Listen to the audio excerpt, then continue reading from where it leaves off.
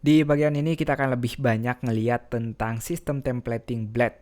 Kenapa enggak? Karena Blade ini sangat-sangat menarik. Jadi kita akan ngulik-ngulik lagi apa aja sih yang bisa dilakuin sama Blade ini. Hal yang sangat umum kalau kita bikin satu web aplikasi adalah ada bagian-bagian statis yang nggak berubah biar kita tetap konsisten. Misalnya bagian header di mana ada menu, biasanya kita buat semuanya nggak berubah-berubah, hampir semuanya sama di semua halamannya. Untuk itu kita nggak mau copy paste kodenya lalu setiap kita ngelakuin perubahan kita harus ngubah di setiap halamannya, jadi kita bikin layoutsnya biasanya. Nah, untuk lebih rapi di dalam folder views-nya, di dalam folder di resources tentunya, kita akan bikin satu folder namanya layouts di sini. Nah, dalam folder layouts ini semuanya layout-layout yang kita butuhkan. Misalnya, saya akan bikin satu layout namanya master, tentu ekstensinya .blade.php seperti biasa. Karena kita akan selalu pakai HTML ini, biasanya yang berubah di bagian bodinya aja. Kita bisa ngasih tahu saya akan pakai nama tagnya @yield di sini, lalu kita kasih nama, ini sekali lagi cuma nama, misalnya kita kasih namanya konten. Nah, jadi kalau kita pakai yield ini kita seperti ngasih tahu master nanti keluarin tergantung apa yang dipakai di yang namanya konten di halaman-halaman lain. Jadi misalnya saya punya folder blog di sini ada home, ada single, bisa aja kontennya di home berbeda dengan kontennya di single, tapi semua dari atas ke bawah semuanya sama. Nah, hal yang lain yang bisa kita lihat dinamis tentu bagian title-nya, kita nggak mau semua title-nya sama. Untuk itu saya akan sediakan sekali lagi di sini yield-nya, kasih namanya title. Nah, untuk hal-hal yang udah pasti sama, misalnya saya akan bikin menu di sini, saya akan kasih di header, nav, lalu langsung aja menunya misalnya home, lalu blog di sini, blog, ini garis miring. Nah, cukup dua ini aja dulu, saya akan kasih tag break, lalu setelah kontennya kita kasih tag break lagi untuk footernya. Simple aja, footernya copyright aja, Laravel dan Sekolah Coding 2016 pada saat video ini dibuat.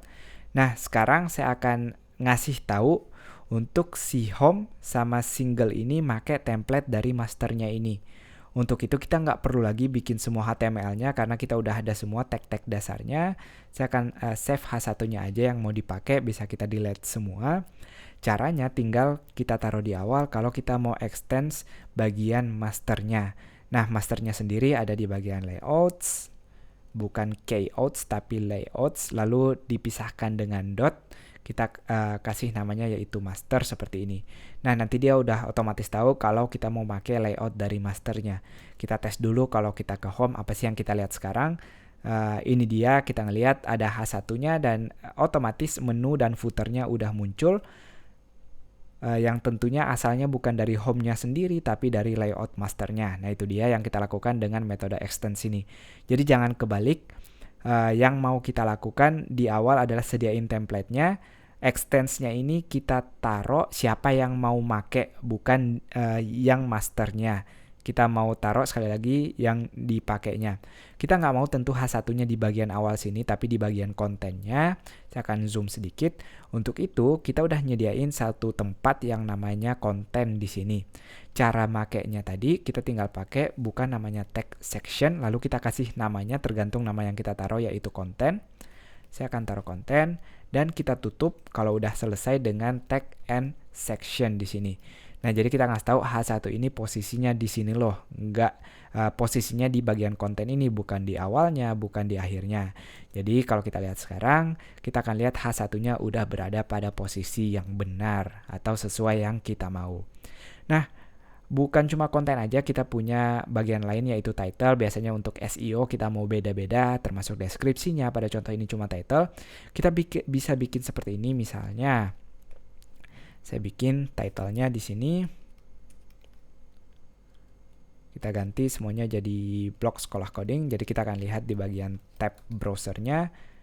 Ini dia blog sekolah coding. Nah, tapi kita ngelihatnya H1 yang harusnya cuma teks doang.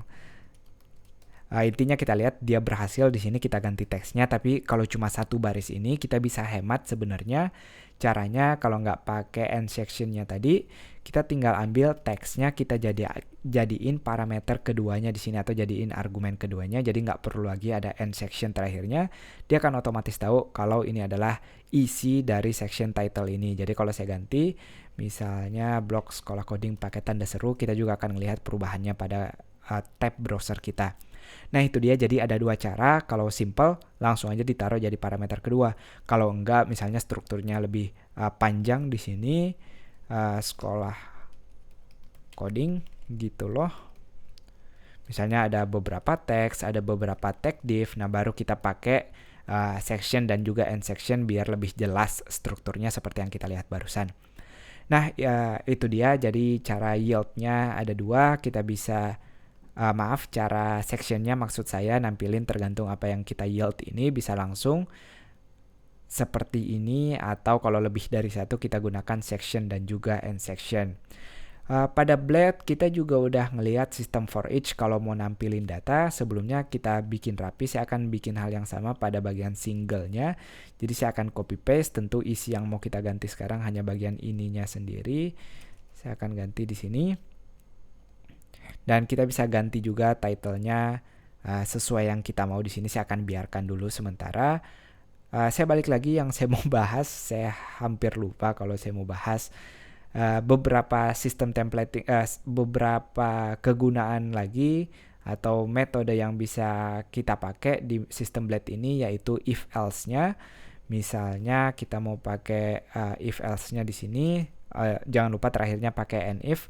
Kita tinggal taruh kondisinya, misalnya usernya apakah lebih dari 5 misalnya, kita akan ngeluarin teks di sini usernya lebih dari 5. Kita tes dulu apakah akan ada error. Saya taruh 1 misalnya, apa aja di sini usernya lebih dari 5 padahal cuma 3. Kenapa? Karena kita nggak pakai metode count di sini. Jadi kalau mau ngelihat jumlah dalam array-nya kita harus pakai metode count tentunya. Nah kita nggak ngelihat teksnya, tapi kalau saya pakai else di sini, usernya tidak lebih dari 5, artinya kalau syarat ini tidak memenuhi, baru dia akan masuk ke bagian else-nya seperti yang kita lihat di sini. Nah itu dia penggunaan if else-nya, cukup simpel. Teman-teman juga kalau mau pakai unescape data, misalnya mau ngeliatin teks HTML-nya langsung, kita bisa pakai tanda seru di sini. Kita lihat bedanya. Saya akan sediakan satu di sini unescape nama variabel misalnya, lalu unescape ini berarti kalau kita mau keluarinnya kita harus siapin dulu. Kalau kita gini doang kita akan ngelihat ada error kalau unescape ini nggak diketahui apa. Jadi saya akan buat dulu variabelnya. Ngomong-ngomong kalau teman-teman pakai text editor yang bagus seperti Atom, kita bisa ketik Command P di sini atau Control P, lalu kita cari. Saya akan cari block controller, kita tinggal ketik di sini, lalu kita enter, kita akan dibawa ke filenya secara otomatis. Nah saya akan sediakan sekali lagi unescape ini. Misalnya saya ngeluarin script di sini. Script yang biasa kita temukan yaitu alert kalau pada JavaScript seperti ini. Tentu kita bentuk teks jangan sampai titik 2 juga, jangan sampai kutip 1 karena itu yang kita pakai untuk awal dan akhirnya, kalau nggak dia bingung. Saya udah ngoper unescape, jadi kalau saya reload sekarang, unescape belum kita oper di sini. Saya copy paste dulu, kita passing opsi ketiga yaitu unescape seperti ini, lalu kita reload. Kita akan ngelihat kalau saya pakai dua tanda seru ini, dia nggak akan escape HTML-nya atau dia akan nampilin apa adanya. Berarti kalau kita pakai alert, dia akan ngeluarin alertnya. Nah tapi kalau saya pakai echo biasa tanpa dua tanda seru tadi, kita akan bikin escape datanya, artinya dia ngeluarin teksnya, tidak akan mengeksekusi isinya.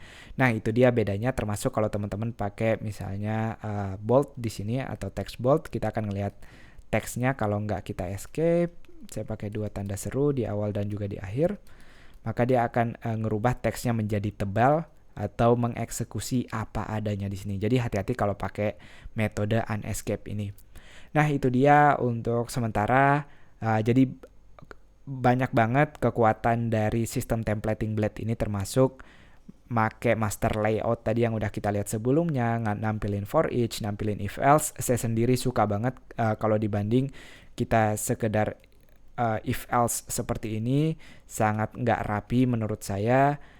Lebih sulit dibaca, jadi kita tahu, apalagi kalau kita udah pakai sintaks highlightnya jelas, kita tahu oh ini kegunaan dari templatenya. Kita tinggal pakai tanda add, nggak perlu kalau dia pakai PHP buka tag PHP untuk if seperti ini, lalu kita end if-nya juga buka tag PHP lagi. Semuanya bisa kita hemat dengan tanda add-nya.